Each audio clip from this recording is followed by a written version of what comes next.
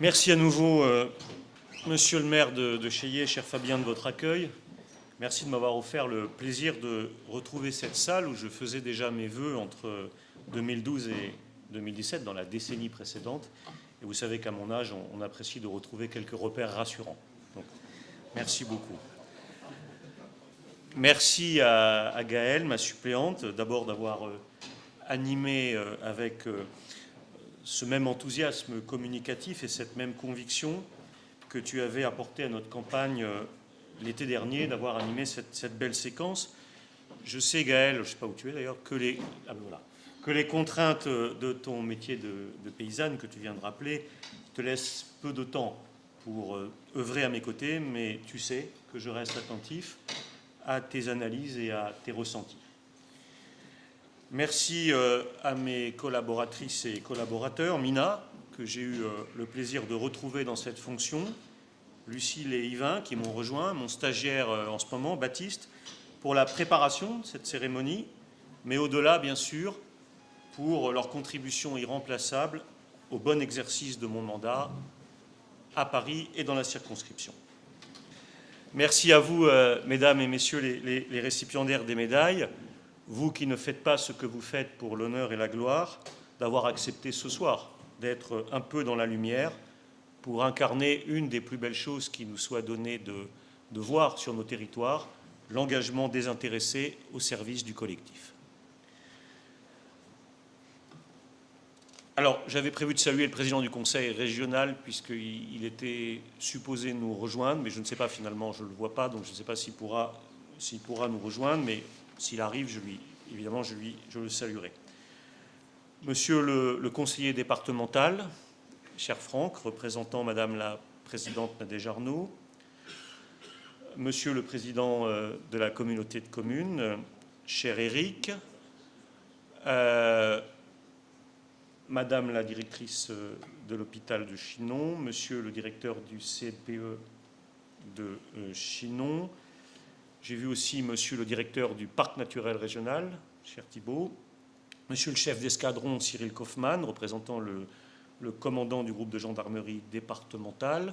Permettez-moi aussi de saluer le maire de mon village, Denis Moutardier, qui représentera ce soir la communauté de communes en l'absence de Jean-Luc Dupont, que j'excuse également, de même que j'excuse M. Pimbert, président de la communauté de communes Touraine-Val-de-Vienne. Merci à vous d'être là ce soir. Je veux évidemment aussi remercier tous les autres maires, adjoints, conseillers municipaux, chefs des centres d'incendie et de secours, représentants des corps constitués, responsables associatifs des 78 communes de ma circonscription qui me font l'honneur ou l'amitié de leur présence. Pour moi, votre présence témoigne d'abord de l'intérêt que vous portez à l'action de celui qui a été chargé par le suffrage universel de représenter votre territoire dans l'Assemblée qui vote les lois qui régissent votre territoire.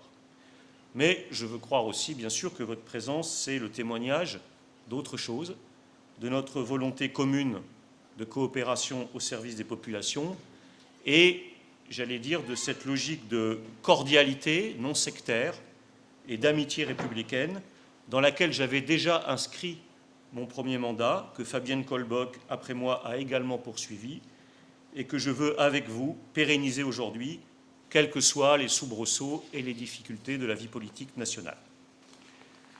Permettez-moi d'avoir avec vous aussi une pensée pour notre collègue maire de la Tour-Saint-Gelin, Claude Le Fur, et pour l'adjudant-chef Franck Gallet, qui viennent malheureusement de nous quitter. Je salue aussi, bien sûr, les militants politiques, Franck Gagnère, que j'aurais pu citer au titre du conseil départemental et qui est le premier secrétaire fédéral de mon parti politique, mais aussi tous les compagnons de route, les fidèles amis, les soldats bénévoles de la démocratie sans lesquels je ne serais pas aujourd'hui devant vous à cette tribune. Et je salue enfin les citoyennes et les citoyens sans fonction particulière venus voir ce soir si leur député a éventuellement quelque chose d'intéressant à leur dire. Et j'espère ne pas trop les décevoir. Merci en tout cas d'avoir bravé cette météo pluvieuse et pénible du mois de janvier. En tant qu'élu de la nation, en tant que dirigeant politique, je pourrais, et je devrais d'ailleurs sans doute, commencer ce propos par vous parler longuement du monde, de la planète, et dresser ici avec vous le tableau des régressions, des inquiétudes qui constituent objectivement le décor de cette nouvelle année. Je pourrais et je devrais sans doute vous parler des guerres qui s'éternisent et qui plongent les populations civiles dans l'horreur. Je pourrais et je devrais sans doute vous parler du courage des Ukrainiens face à l'agression poutinienne, du sort tragique aussi des populations palestiniennes, injustement victimes d'une riposte légitime mais disproportionnée aux crimes du Hamas. Je pourrais et je devrais sans doute vous parler de la réélection de Donald Trump, des dangers sans précédent que font courir sur nos sociétés les agitations furieuses de ce personnage digne des pires empereurs romains et le tandem qu'il forme désormais avec le sulfureux Elon Musk. Et puis au regard de la tragédie récente qui vient de frapper nos compatriotes mahorais, mais aussi des conséquences déjà perceptibles dans nos champs et dans nos rues, je pourrais et devrais sans doute, et même sans aucun doute, vous parler longuement des conséquences de nos retards et de nos inactions dans la lutte contre le réchauffement climatique. Je pourrais donc vous parler de tout ça, mais si je le faisais, il me faudrait aussi, par souci de balance en quelque sorte, d'équilibre, vous parler aussi, pour pas que vous repartiez totalement déprimés, de ce qui nous donne malgré tout espoir. Des progrès extraordinaires de la science et de la médecine qui guérissent aujourd'hui des maladies autrefois incurables. Des progrès de la communication qui abolissent des distances autrefois infranchissables.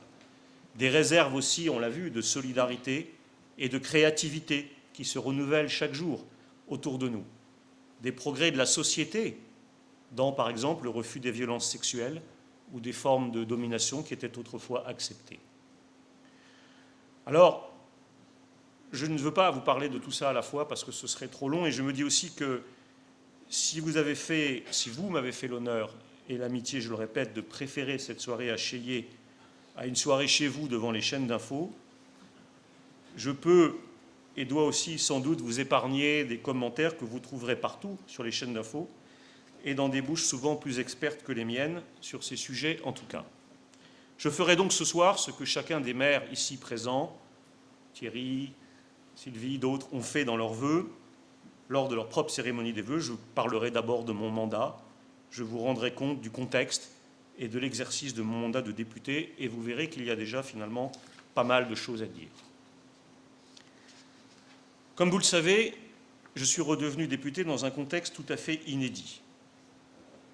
Depuis plus de 60 ans, depuis en fait avant ma propre naissance, nous vivons dans un régime au fonctionnement relativement simple.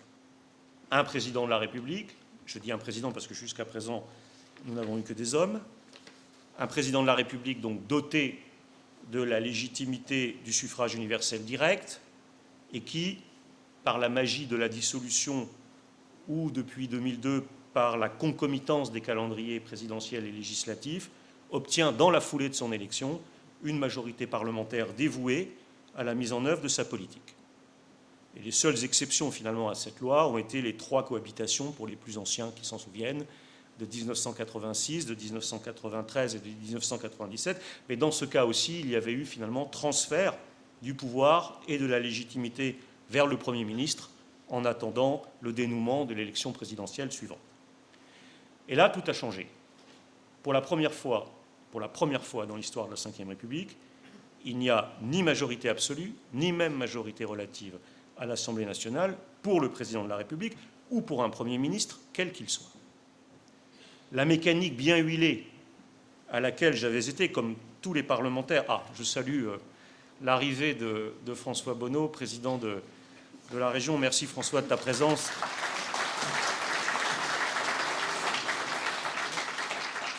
Pour la première fois, disais-je donc, dans l'histoire de la Ve, cette mécanique bien huilée à laquelle j'avais été, comme tous les parlementaires de ma génération habitués, à savoir un président qui annonce les lois à la télévision, une majorité qui les vote sans rechigner, modulo quelques amendements périphériques préalablement négociés, une opposition qui prend date et attend son tour, en prenant soin de ne jamais être majoritaire dans l'hémicycle pour ne pas dérégler le système, Cette belle mécanique sur laquelle nous avons fonctionné pendant des années, fondée sur le primat et la domination acceptée de l'exécutif, pour ne pas dire la domination consentie d'un seul homme sur le système politique, cette belle mécanique a volé en éclats.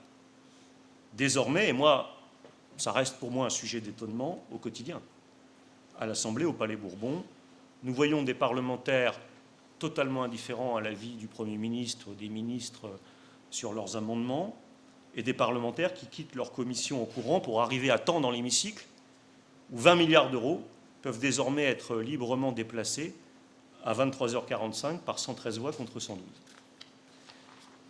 Alors, j'entends parfois dire, et monsieur le maire de Cheillet l'a un peu dit aussi, que cette situation, ce spectacle est affligeant et qu'il discrédite les parlementaires. Je ne partage pas tout à fait ce point de vue. Nous faisons, mesdames et messieurs, de la politique à partir du matériau que nous livrent les électeurs. La tripartition actuelle de la vie politique, qui nous prive en effet de majorité, est d'abord le fruit des choix du peuple français. Dans notre société aujourd'hui, il y a toujours beaucoup d'électeurs qui votent à droite, il y a toujours beaucoup d'électeurs qui votent à gauche, et il y a de plus en plus d'électeurs qui votent pour l'extrême droite. Et les électorats de droite et de gauche sont de surcroît eux-mêmes traversés par des sensibilités différentes qui ne s'accordent pas sur tout. C'est la réalité. Moi, je suis régulièrement interpellé par des électeurs qui commettent l'erreur très répandue de croire que leur propre point de vue, et celui des gens qu'ils fréquentent, est universel, qui m'expliquent avec beaucoup de bonne foi en général ce que les gens pensent ou ce que les gens veulent. Mais un député comme moi est bien placé pour vous dire que les gens, ça n'existe pas. Il y a des gens avec des ressentis très différents en fonction de la catégorie sociale, de l'âge, du lieu d'habitation de plus en plus important, de l'expérience personnelle, de la réflexion personnelle, de la tradition familiale. J'ajouterais d'ailleurs, pour l'avoir éprouvé de près ces dernières années, que les réseaux sociaux et la très mauvaise habitude qu'ils donnent à chacune et chacun d'entre nous d'affirmer des identités chimiquement pures, fermées et agressives, ont singulièrement diminué la tolérance chez les électeurs eux-mêmes à l'égard des alliances, des coalitions qui aidaient autrefois à réduire les conséquences de cette fragmentation naturelle des points de vue politiques. J'entends dire aussi que cette situation que j'ai décrite tout à l'heure est une pathologie, qu'elle traduit une détérioration du fonctionnement de nos institutions. Là non plus, je ne partage pas totalement ce point de vue. La monarchie républicaine telle que nous l'avons connue, telle que je l'ai décrite tout à l'heure, n'est pas une panacée. Voilà maintenant longtemps que l'élection présidentielle crée des espérances fugaces et des désillusions durables. Et ce n'est guère étonnant dans le fond. Dans un monde et une société de plus en plus complexes, où les contradictions pullulent, où il faut sans cesse confronter compétition économique avec bifurcation écologique et justice sociale, souveraineté nationale avec intégration européenne et mondialisation des échanges, identité nationale avec identité territoriale et culturelle, confier le pouvoir d'arbitrage à un seul homme, enfermé dans son bureau avec quelques collaborateurs formatés par les mêmes écoles, exposé au poids des lobbies les plus puissants, mais coupé de la masse des Français, un homme par ailleurs encouragé à ne négocier avec personne pour mieux affirmer sa pseudo-autorité, n'est pas nécessairement l'option la plus efficace. Et il n'est pas interdit de penser qu'un peu plus d'intelligence collective serait peut-être plus adapté à la définition et à la conduite des politiques à l'ère contemporaine. Les discussions que les députés, par exemple, ont chaque semaine dans leur circonscription avec des élus, des acteurs économiques et des citoyens de base leur permettent de mieux appréhender que d'autres les besoins réels des différentes couches sociales, les sujets qui comptent et ceux qui comptent moins pour les Français, les lois qui fonctionnent et celles qui ne sont guère applicables, les règles nouvelles nécessaires et les simplifications également nécessaires. Et pourquoi considérer que seul l'exécutif, même éclairé par une kyrielle d'experts en tout genre, sait ce qu'il faut faire pour un pays? Pourquoi rêver aujourd'hui d'une présidentielle anticipée? Pourquoi rêver du retour d'un système où les parlementaires ne seront de nouveau là que pour appuyer sur des boutons et pour mettre à exécution les visions et parfois les obsessions du souverain tout-puissant. Ce fut, vous vous en souvenez, Fabien l'a rappelé, le combat de mon premier mandat. Au-delà du désaccord de fond que j'avais sur la politique économique et sociale, la fronde, comme on l'a appelée à l'époque, fut d'abord l'expression du refus de quelques députés de la majorité de ne pas être associés au revirement brutal et complet de la politique présidentielle.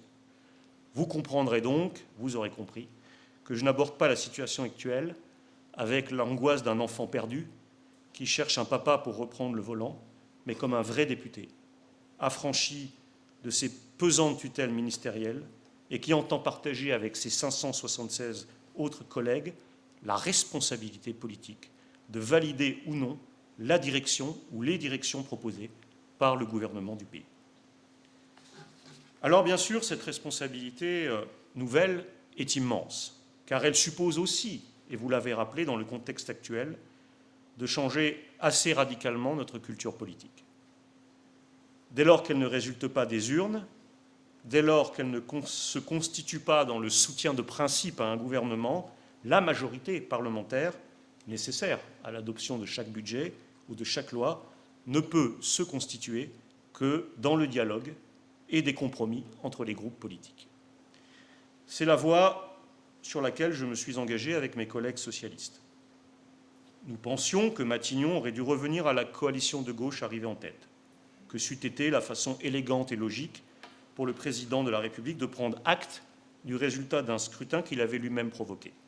Mais nous prenons à notre tour acte de ce que Emmanuel Macron conserve le pouvoir constitutionnel de nommer les premiers ministres et que nous ne disposons pas d'une majorité pour lui imposer un autre choix.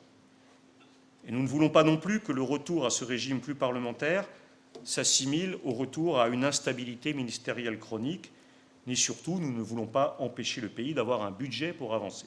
C'est pourquoi, après la nomination de François Bayrou, nous avons accepté d'entrer dans une logique de négociation.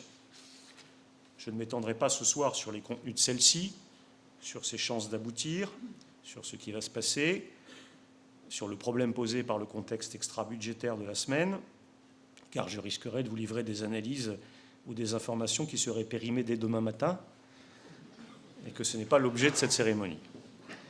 Mais je vous dirais simplement mon sentiment, moi qui ai été au cœur de ces discussions, qu'il nous reste encore beaucoup de travail, beaucoup de progrès collectifs à faire pour basculer dans cette culture du compromis.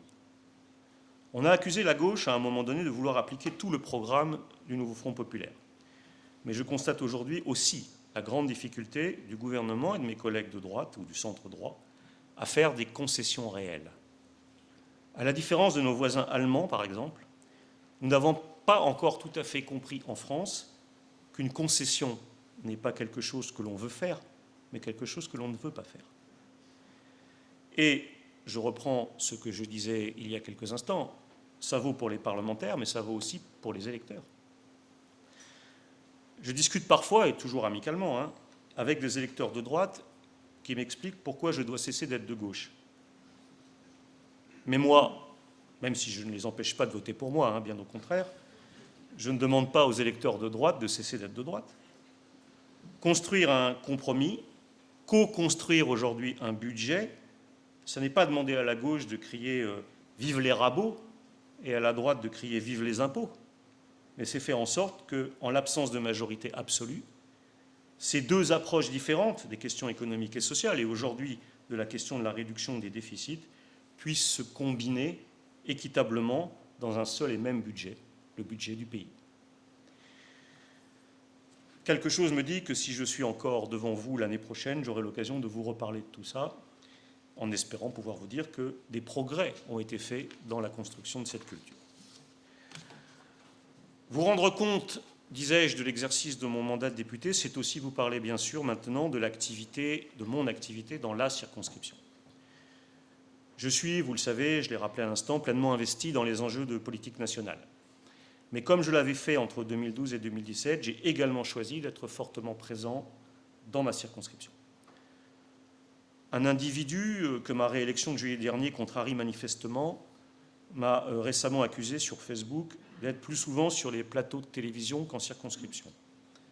Alors, bien que je sache que les contradicteur de réseaux sociaux ne s'intéresse guère à la vérité, je la rétablis quand même. Je passe tout au plus, et en fonction de l'actualité, quelques minutes par semaine sur des plateaux de télévision, et je passe en revanche des dizaines d'heures du jeudi au dimanche dans les 78 communes de ma circonscription.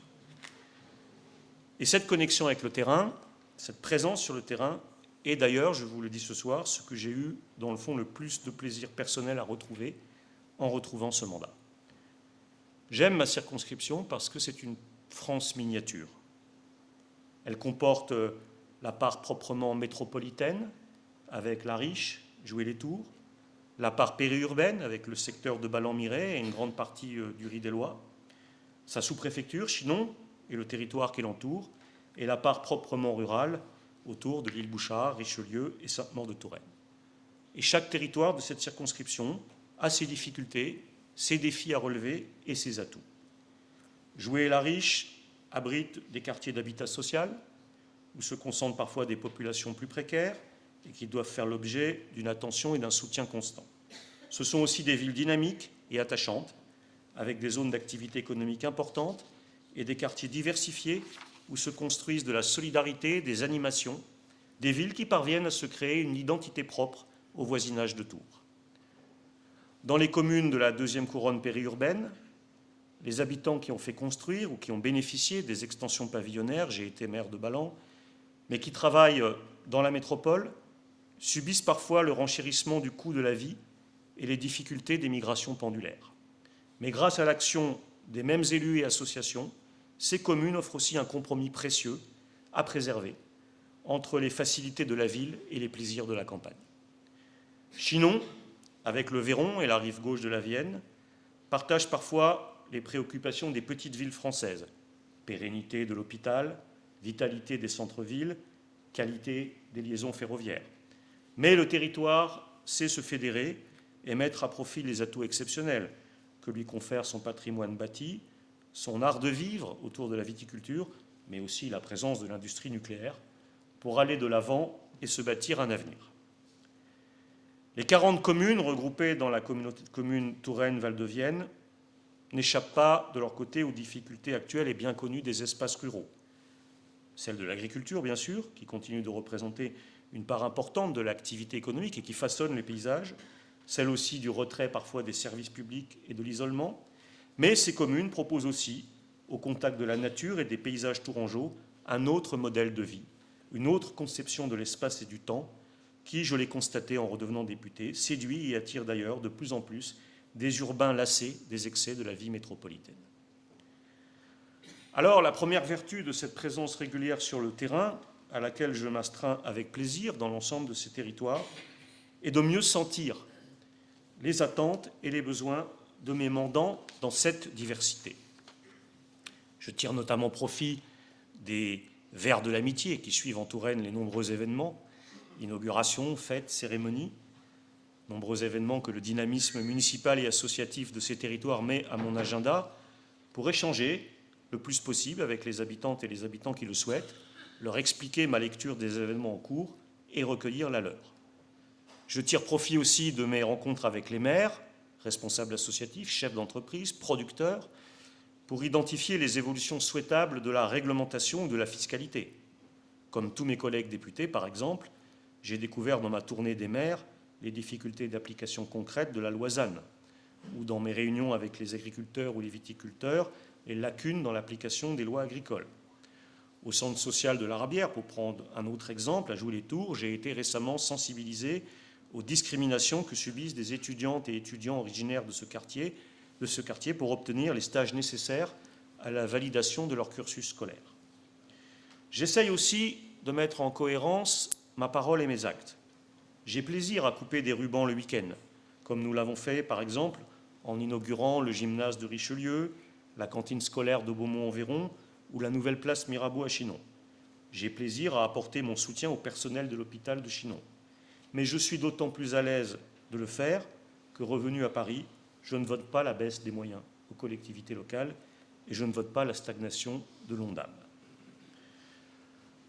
Je ne dispose plus, comme dans mon mandat précédent, de cette réserve parlementaire de 130 000 € qui m'avait permis, par exemple, d'aider au démarrage du Cadi Fermier de Chaveigne, je salue le maire, ou de la maison de la Poire Tapée de Rivarennes, je salue également la maire, 2 belles structures qui ont prospéré.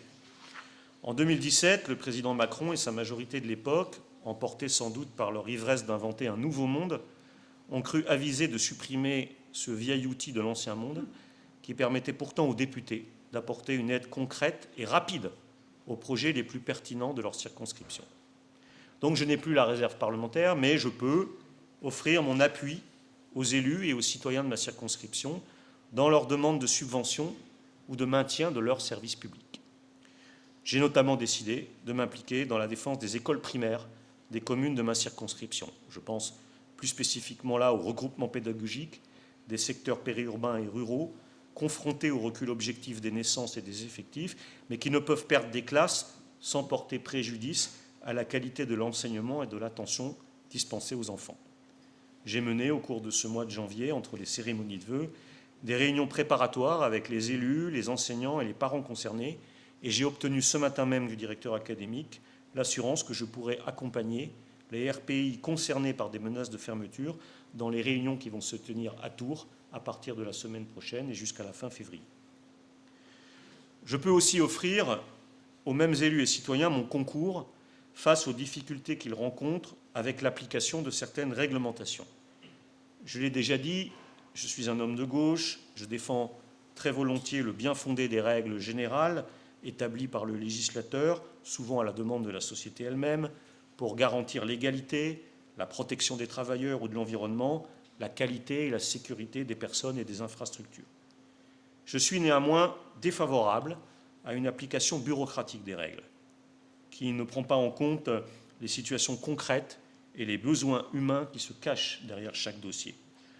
Lorsque des villages de ma circonscription, qui ne parviennent pas, par exemple, à retrouver des repreneurs fiables pour leur épicerie, cherchent des solutions de repli dans des supérettes mobiles, et qu'on oppose ici en Indre-et-Loire des règles d'urbanisme ou de prévention des inondations très strictement interprétées, on porte, de mon point de vue, et sans fondement réel, atteinte à l'attractivité de ces villages et à la qualité de vie quotidienne de ses habitants, et on accroît concrètement le découragement et le sentiment d'impuissance des élus municipaux.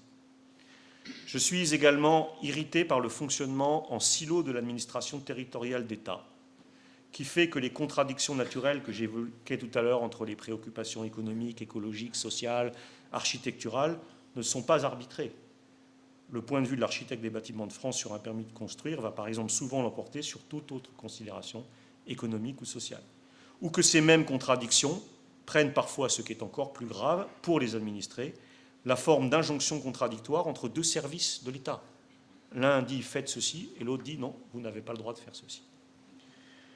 Dans toutes ces situations, plus fréquentes qu'on ne le croit et très décourageantes, et qui sont le quotidien des élus locaux et des porteurs de projets, mon rôle en tant que député est d'aller voir le préfet, d'aller voir la sous-préfète, pour attirer leur attention, obtenir d'eux un regard plus circonstancié ou des réponses plus cohérentes de leurs propres administrations.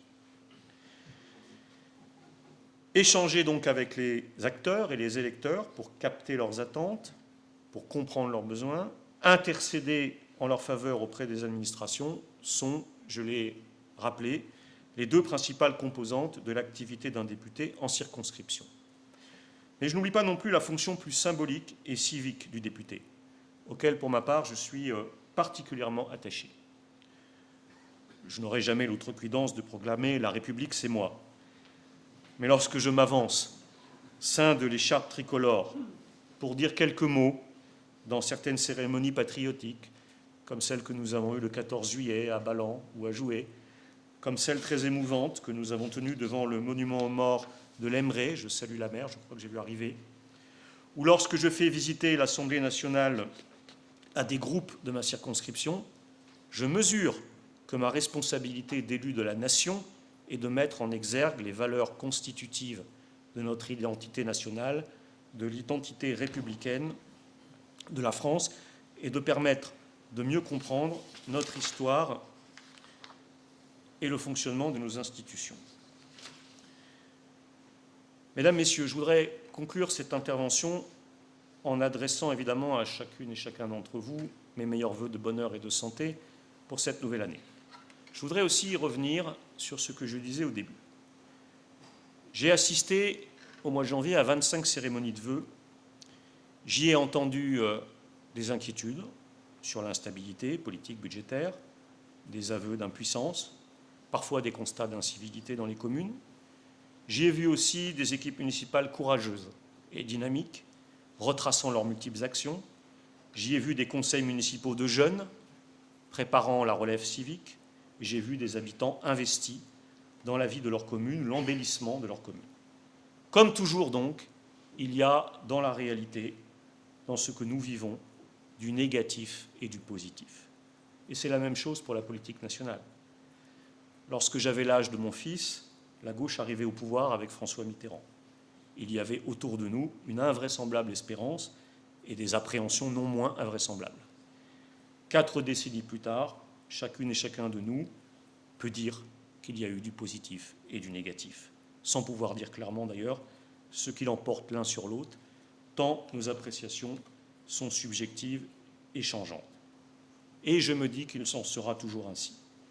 Nous agissons toutes et tous de notre mieux, à chaque instant, en fonction de nos convictions et de nos intuitions. L'essentiel est que nous préservions notre capacité à agir ensemble le plus souvent possible. L'essentiel est que nous préservions le respect qui s'impose entre nous et que nous préservions l'amitié qui s'impose entre nous. Et donc, il me reste à vous souhaiter de partager avec moi le verre de l'amitié. Merci.